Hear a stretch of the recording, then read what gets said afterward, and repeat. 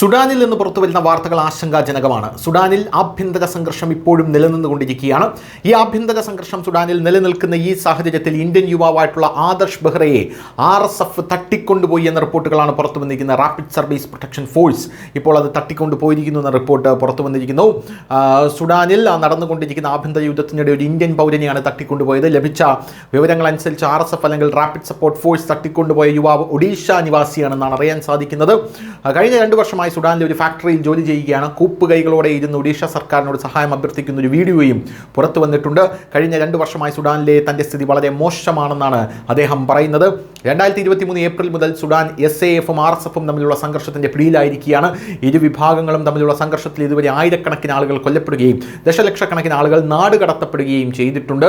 എന്തായാലും സുഡാനിൽ തട്ടിക്കൊണ്ടുപോയ യുവാവ് ആദർശ് ബെഹ്റയാണെന്ന് തിരിച്ചറിഞ്ഞിട്ടുണ്ട്. ഒഡീഷയിലെ ജഗത്സിംഗ്പൂർ ജില്ലയിലെ താമസക്കാരനാണ് ഇയാൾ. ബാർത്തൂമിൽ നിന്ന് ഏകദേശം 1000 കിലോമീറ്റർ അകലെയുള്ള അൽ ഫാഷിറിൽ നിന്നാണ് ഇയാളെ തട്ടിക്കൊണ്ടുപോയതെന്നും സൗത്ത് ഡാർഫറിലെ RSF ശക്തി കേന്ദ്രമായിട്ടുള്ള നയാലയിലേക്ക് കൊണ്ടുപോയതായി കരുതുന്നതായും വൃത്തങ്ങളെ ഉദ്ധരിച്ച് ഒരു റിപ്പോർട്ട് ഇപ്പോൾ പറയുന്നുണ്ട്. ലഭിച്ച വിവരമനുസരിച്ച് 36 വയസ്സുള്ള ബധിരനായ ഒരു മനുഷ്യനാണ് ഇയാൾ. 2022 മുതൽ സുഡാനിൽ ജോലി ചെയ്യുന്നു. ഇദ്ദേഹത്തെ ഇവിടെ സുകൃതി പ്ലാസ്റ്റിക് ഫാക്ടറിയിലാണ് ജോലി ചെയ്യാനായി ഏൽപ്പിച്ചിരുന്നത്. ഒരു ചാനലിനോട് സംസാരിക്കവേ ഭാര്യ സുഷ്മിത പറഞ്ഞത്, ഞങ്ങൾക്ക് 8ഉം 3ഉം വയസ്സുള്ള 2 ആൺമക്കളുണ്ട് എന്നുമാണ്. News desk, news India Malayalam.